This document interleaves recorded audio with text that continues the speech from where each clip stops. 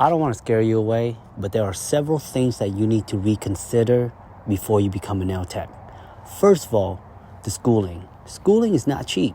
You can pay $5,000 all the way to $20,000, depending on the school and the length that you need to take just to get your nail license. So you have to reconsider that, because that's a lot of money you have to invest and you can't take it back. Secondly, once you start as a nail technician, you're not going to get the clients that you expect, and you're not going to get the pay that you expect.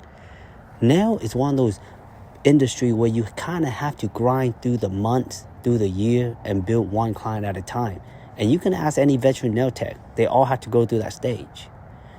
Third, you got to be a people person being a nail tech. You cannot just thinking, oh, I'm going to do some polish, some nail design, and that's it.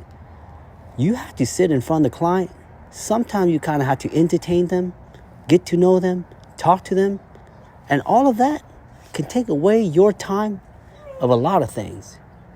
And the last but not least is you got to ask yourself who you want to be as a nail technician. Because there's thousands and thousands of nail tech out there. Do you want to blend in, or you want to stand out? And being a nail tech nowadays, you can be a social content creator.